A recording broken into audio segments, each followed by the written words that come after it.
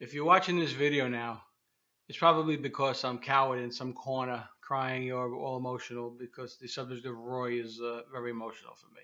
So I didn't really think I could deliver it in person. So um, I have been very lucky to be Roy's son. Growing up as Roy's son has been filled with opportunities and challenges. When I was 17 years old, he got me the chance to drive trucks. I was driving gigantic dump trucks and gigantic concrete mixers, and while I'm doing that, making $25 an hour, my friends are working in a shoe store or a deli making $5 an hour. So I was very lucky to have these opportunities. I just had to produce and not mess up. Um, I always think about what happened with Kenny Dector and the mistake he made caused his entire dad's business to be out within a month of the event. And I always kind of worked under that kind of pressure that if I messed up or did something wrong, Roy would probably be able to correct it, but still, I was always afraid that I would mess things up. But he taught me how to deal with situations, how to stay out of trouble, and I've done a pretty good job of it. When I worked for the Teamsters, I was treated like royalty. When anybody found out I was Roy's son, it was just like they bought me coffee, they bought me lunch, they taught me how to drive, they taught me tricks. They just it was like it was as close to royalty as I know, and it was the greatest. Um, the greatest compliment I get from anybody is when they tell me how much I look, talk, especially walk like Roy. Um, it's just that we have the same temperament, that we have the same attitude, and it's just I hear it all the time, and I can never hear it enough. Roy and I have something special in common aside from being father and son. We've both had the opportunity to work with our dads. So when Roy got out of law school, he went into the garment center and worked with Jack. After that, he got into labor, but he still worked with Jack because Jack became an arbitrator and they shared clients together, and it was a great opportunity. And obviously, I too had the chance to work with Roy, and it's great. It's something we both have in common, and I'm sure a lot of people share it. But it's something that I think we both treasure. There's a few things we all know about Roy, and a few things that we don't. What we all know about Roy is his training method, and that's all I'm going to say about that because there is no training method. Training method is here's a job, go do it. The analogy is if Roy was going to teach you how to ski, he would take you to the top of the highest mountain and tell you to put your skis on and go learn how to ski. And that's it. And you just got to go down the hill and learn on your own. And that's basically the teaching method. Just go out and do it. Okay. Um,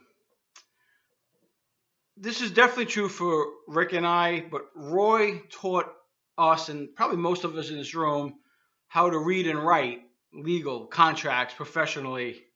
Um, it wasn't easy. I personally wasn't a good writer. I didn't do well in law school. I struggled through it because it's all reading and writing. So when you send Roy a letter, he's gonna edit it. I think they call it. My nickname for him is Zorro because he just chops the letter up. And I learned how to write by figuring out what not to put in the letter that he's gonna chop up. So it's never the bright sun. It's just the sun. It's not the big moon. It's the moon. There was no descriptions. It was just the straightforward words, and that's it. No character, no personality, nothing in the letter. Just the words, the idea, and that's it. So you send him a letter, and it comes back, and you just hope that there's only a few X's, but never. There's a slash and an arrow and a number sign pointing to another paragraph and another number sign pointing to another page. And then this paragraph goes here. And it just, the whole concept of it, I'm trying to understand what Roy was writing, teach me how to read because I had to learn how to read what he wrote. And I have a strong feeling that because the way he chopped up a document, it was like electronic schematics with all the arrows and all the things. And I think the understanding of the schematics helped me to become a computer guy because that's all electronic. So I give him credit for that. And For that today, I am definitely a decent writer, and I thank him for that because being able to write is very important. And uh, another thing we all know about Roy is that his visits and his phone calls are very short and to the point. I think a visit is exactly 1 hour, and then he's out. If he's visiting family or friends, or I mean, maybe in a dinner he's got to stick around. But if he's on a visit, 1 hour, he's gone. If it's a phone call, 1 minute, unless 2 minutes if he has a story to tell. So very short and to the point, and I'm sure we all know that. Here's a few things that I don't think anybody knows about Roy. Some things only I know. Nothing personal, just things like this.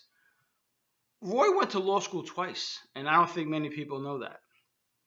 I'm not talking about taking the bar twice. He did take the bar in Pennsylvania and New York. I'm talking about pretty much going to law school twice. So he went to Brooklyn Law School on his own when he first started out, and then I went to law school. And I wasn't that good with law because of the reading and writing problem I had before he taught me how. When it came time for finals, Roy and I would we'd take a hotel room in the La Reserve in White Plains. It was for a week or two, and I would stay there most of the time studying for the finals. And Roy would come and help me study the cases. All law school is this case after case after case, hundreds of cases, maybe 1,000 cases you read when you're in law school. And Roy literally read every single case that I had to read and understand. He would read the case, tell me what the facts were, tell me what the issue was, tell me what role that case had in law. And in order for him to help me pass the test, he had to read every single case that I was assigned. And he did. And that's why Roy, in my opinion, went to law school twice. It could also be why he's probably twice as better as lawyer as anybody else, because he did go twice. And the best thing about that period of time when I was studying for my finals is they were always around Christmas time and the holidays. So Roy would go to the Christmas parties for all the unions, and he'd come back with the most amazing food, steaks and shrimp and everything. And we just, to me, that was the greatest time. I mean, I didn't finish law school. I wound up getting into computers, which I'm much more happier for. But that part of my life was just I'll never forget it. And uh, another thing that people don't know about Roy, I mean, we all know how giving he is and how generous he is, but Roy set up what's called a car account for his grandkids. And when each kid was ready for a car, he had money saved for them. So Jackie was the first kid, and he got a really nice car. I mean, it was a used Lexus, and it was just great. And I didn't have to worry about buying my kids their first car, and Denise and Andrew didn't have to worry about it. Um, Chase is the next one in line to get another car, and there's a little bit more money in the account at this point, so he's going to get a nice car. Willow, which is about a year or two away from getting a car, is going to have the most money in the account because it's been saved the longest, and she's going to end up with a nicer car than me. But Roy did set up this car account for all his grandkids, and it's just, I mean, what a huge help. I can't even explain it. Um, Roy gives me, my sister, our families, the grandkids, everything we need. We just have to ask, okay? Hockey equipment, golf lessons, trips, conferences. I mean, there's no end to the generosity that Roy gives us, and we all appreciate it very much, and just very lucky to have those.